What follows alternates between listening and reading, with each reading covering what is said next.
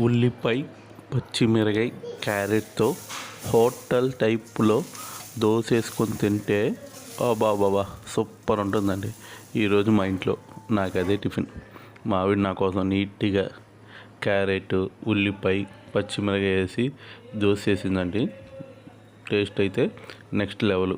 నేను ఎక్కువ నేతితో ఇష్టపడతానండి, అది కూడా ఆవు నెయ్యితోనే. నా కోసం స్పెషల్గా చేసింది. అసలు పెద్దగా ఉండాలని అడిగాను, అట్టు నీట్గా పెనం నిండా వేసి నాకు ఇచ్చిందండి. నేను ఇవాళ మామిడితో కొబ్బరి చట్నీ చేసుకున్నానండి.